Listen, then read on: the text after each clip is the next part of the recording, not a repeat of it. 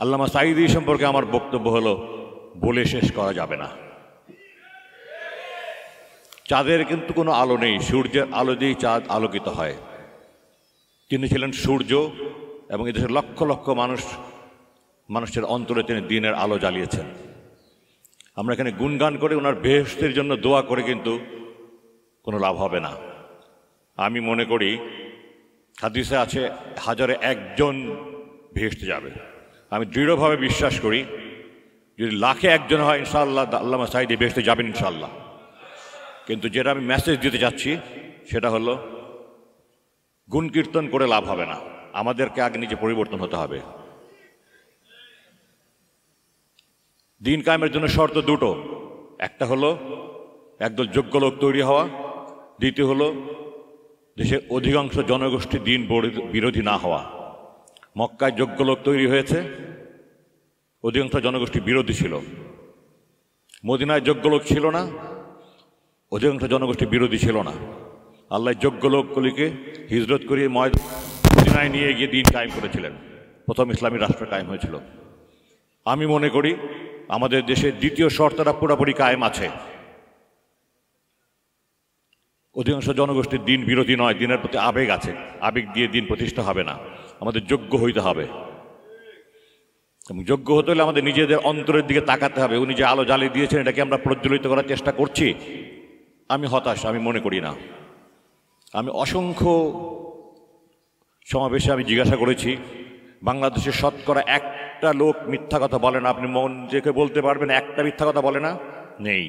হাদিসে আছে মিথ্যা কথা বলা মুনাফিকের লক্ষণ, কোরআনে আছে মিথ্যাবাদীর স্থান জাহান্নামের নিকটতম স্থানে। গীবত করি না, শতকরা 1জন লোক খুঁজে পাবো না। সরকারি কর্মকর্তা কর্মচারী ঘুষ খায় না, 1জন লোক খুঁজে পাবো না। মাপে ওজনে কম দেয় না, 1জন লোক খুঁজে পাবো না। তাহলে আমরা ওনার শিক্ষা কাজে লাগাচ্ছি না। উনি আলো জ্বালিয়েছেন কিন্তু এটাকে আমরা প্রজ্বলিত রাখতে পারছি না, আমরা নিজেরা সংশোধিত হচ্ছি না। আমার আপনার কাছে আবেদন, আল্লাহ যেই মুসলমানের জন্য প্রথম আদেশ দিয়েছেন ইকরা, আমরা পড়ি না, আমরা জানি না, মানি না, আমরা খুব উদাসীন, আখিরাতকে আমরা ভুলে আছি। সূরা আনকাবুত 29 নম্বর সূরা 45 নম্বর আয়াতে আল্লাহ বলেছেন ইন্নাস-সালাতা তানহা আনিল ফাহশাই ওয়াল মুনকার। আমি শিওর আপনারা জানেন সবাই। আমরা কি এই নামাজটি আমাদেরকে অন্যায় খারাপ কাজ থেকে বিরত রাখছে না? জিব্বা পড়ার লোক দাড়িওয়ালা আমি দেখেছি 2 সপ্তাহ আগে জুম্মার দিন মসজিদ থেকে বের হয়ে আল্লাহ কোরআনের সূরা দোহা 10 নম্বর আয়াতে বলেছে ফামাসাইলা ফালা তানহার, সাহায্য প্রার্থীকে ধমক দিও না। চরম দুর্ব্যবহার করছে। আমার এই দাড়ি পাঞ্জাবি আমাকে বেহেশতে নিতে পারবে না। আমি কোরআনের আয়াত অমান্য করছি, আল্লাহ যে নামাজ বলেছেন সে নামাজ পড়ছি না। আল্লামা দেলোয়ার হোসেন সাঈদী আমাদেরকে এই কোরআনের শিক্ষা দিয়েছেন, ওই শিক্ষায় আমাদের অন্তরকে আলোকিত যদি করতে পারি আমরা, ইনশাআল্লাহ এই দেশে দিন প্রতিষ্ঠা হবে। আমার বাবার জানাজায় 25শে অক্টোবর 2014 সালে আমি বলেছিলাম একদিন এই দেশে লক্ষ গোলাম আযম পয়দা হবে ইনশাআল্লাহ। আমি দৃঢ়ভাবে বিশ্বাস করি একদিন এই দেশে লক্ষ সাঈদী পয়দা হবে ইনশাআল্লাহ। এর জন্য আমাদের সবাইকে আমাদের অন্তরকে আলোকিত করতে হবে। আল্লাহ যেমন সূরা আহজাবে 33 নম্বর সূরা 21 নম্বর আয়াতে বলেছেন লাকাদ কানা লাকুম ফি রাসূলিল্লাহি উসওয়াতুন হাসানাহ। আমরা উসওয়াতুন হাসানা দেখিনি, আমরা ওনার যা উসওয়াতুন হাসানা অনুসরণে যারা উসওয়াতুন হাসানা ছিলেন সেই সাহাবীদেরকে আমরা দেখিনি, তাবেঈনদেরকে দেখিনি, তাবেঈনদেরকে দেখিনি। আমরা আমাদের সময় যাদেরকে দেখেছি উনি সেই উসওয়াতুন হাসানাতের মধ্যে একজন। আমরা ওনাদের আদর্শ অনুসরণ করে যদি কোরআনের আলোকে নিজেদের আলোকিত করতে পারি তাহলেই আমি মনে করি আমরা দুনিয়া এবং আখিরাতে কল্যাণ পাবো। এই একটা মেসেজের সাথে আমি আরও 2টা মেসেজ দিতে চাই।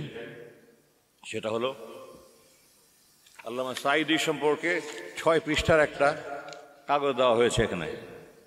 এইটা দ্বারা আল্লামা সাঈদীকে মানুষের কাছে পরিচিত করা যাবে না। আল্লামা সাঈদী কী ছিলেন এটা মানুষকে জানতে হবে।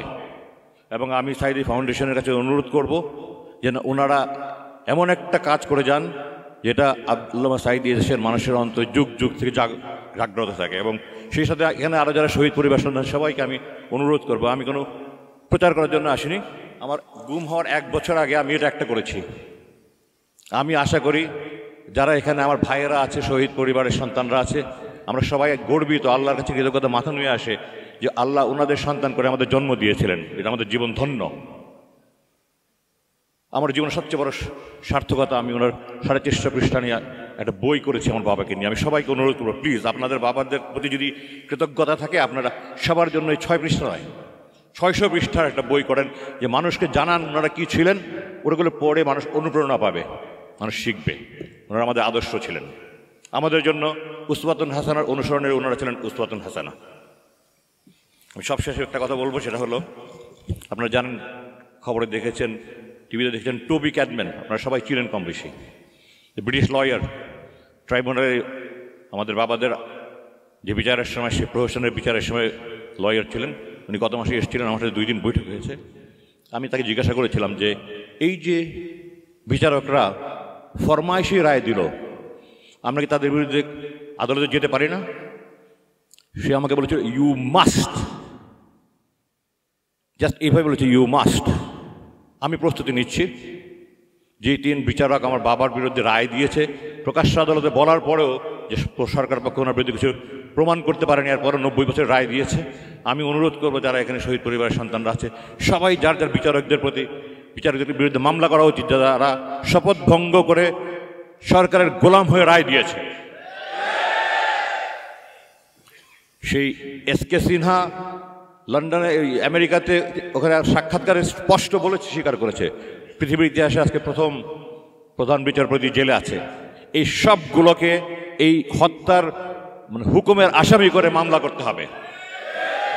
যদি এগুলো করতে পারি, তাহলে মানুষ বুঝবে, শিখবে, জানবে যে এগুলো ছিল বিচারিক হত্যা। নাহলে এই বক্তৃতা দিয়ে কোনো লাভ হবে না। আমার 3টা মেসেজ, আমরা নিজেদের অন্তরকে কোরআনের আলোকে আলোকিত করি। 2, সবার সন্তানরা এই ফাউন্ডেশন যেন তাদের বাপের কীর্তিকে অমর করে রাখার জন্য, লেগেসিকে বহন করার জন্য একটা অমর কাজ করে যায়। আর 3, সব বিচারকদের বিরুদ্ধে মামলা করতে হবে।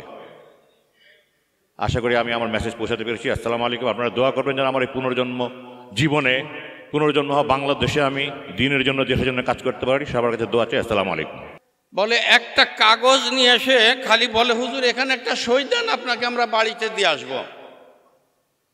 তা আমি বললাম, সেই কাগজটার মধ্যে কি লেখা আছে? বলে যে এখানে লেখা আছে, আমি আর জামাত ইসলামী করব না। এই কথাটা খালি আপনি একটা সই দেন, আপনাকে আমরা কালকে বাড়িতে দিয়ে আসবো। তো আমি বললাম, আপনি কি বলেন? আমি হেসে বললাম, আপনি কি বলেন?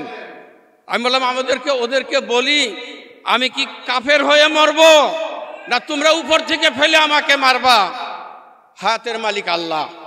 এই জবাব উনি দিয়েছিলেন, যে উনি মৃত্যুর জন্য রাজি ছিলেন, কিন্তু জামাত ইসলামী করব না এই কথা লিখতে রাজি হন নাই। এটা তার প্রতিজ্ঞা। আর একটা কথা বলতে হয়, এর মধ্যে রিমান্ডের পর রিমান্ড কয়েকদিন পরে আসে, এর মধ্যে সবে বরাতের সময় এসেছে। উনি আমাকে অনুরোধ করলেন, মশিউল আলম, আমাকে একটু কষ্ট করে, দয়া করে তুমি ব্যবস্থা করো, একটু জেলে পাঠানোর ব্যবস্থা করো। তো আমি বললাম, ভাই আমরা তো জেলের থেকে মানুষ বের করি, আর আপনারে জেলে পাঠাবো? তো আদালতে দাঁড়িয়ে বললাম যে, মাননীয় আদালত, আমরা সবসময় আপনার কাছে জেলের থেকে মানুষের মুক্তি চাই। আজকে একটু উল্টা অনুরোধটা করব, সেটা হলো আমার মক্কেলকে দয়া করে আজকে একটু জেলে পাঠাইতাম। ম্যাজিস্ট্রেট সাহেবও হাসে, কি ব্যাপার, কেন? তা আমি বললাম যে উনি আল্লাহর এই বান্দা, একটু ব্যক্তিগতভাবে বিশেষ দিনগুলোতে ইবাদত বন্দেগী করেন, রোজা থাকেন, রাত জাগেন, কিন্তু রিমান্ডে ওনার রোজা থাকার কোনো পরিবেশ নাই, রাত জাগারও কোনো পরিবেশ নাই, সেখানে দিন রাত একরকম আযাব।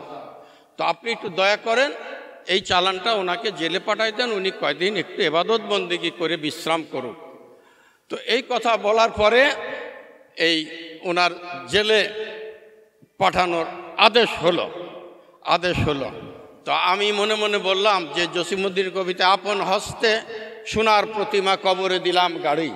এই প্রিয় মানুষটাকে প্রার্থনা করে আজকে জেলের ভিতরে ঢুকাই দিলাম, আল্লাহ তুমি হেফাজতের মালিক। সাইদি সাহেবের 2টা ভালো প্রিয় মানুষ জিনিস ছিল। তার প্রিয় জিনিস হলো তার প্রিয় সংগঠন জামাত ইসলামী ছাত্র শিবির, আর এই বুকের মধ্যে কোরআন, আর ছিল মানুষের প্রতি অসাধারণ ভালোবাসা। তার মধ্যে কোনো অহংকার ছিল না, মানুষের জন্য মহব্বত ছিল, ভালোবাসা ছিল, আর ইসলামী আন্দোলনের জন্য তার প্রাণের আকুতি ছিল। আর 2টা প্রার্থনা তিনি আমাদের কাছে আদালতে করতেন। তো তোমরা আমাদের জন্য দোয়া করো, কি বলে? আমি যেন শহীদে মৃত্যু লাভ করতে পারি আর জীবনের শেষ পর্যন্ত যেন আমি সবরের উপরে থাকতে পারি। আল্লাহ রাব্বুল আলামিন তাকে শহীদ হিসাবে কবুল করুন। এই জালেমের জুলুমের শিকার হয়ে তিনি দুনিয়া থেকে চলে গেছেন। আল্লাহ তাআলা তাকে শহীদ হিসেবে কবুল করুন। আর আমরা সাক্ষী দিচ্ছি জীবনের শেষ মুহূর্ত পর্যন্ত তিনি অবিচল অটল ছিলেন, সবরের উপরে ছিলেন, ইমানের উপরে ছিলেন। আমরা যেন তার এই আদর্শকে অনুসরণ করে ঐক্যবদ্ধভাবে সবরের সাথে জালেমের মোকাবেলা করে যেতে পারি। আল্লাহ তৌফিক দান করুন। আসসালামু আলাইকুম।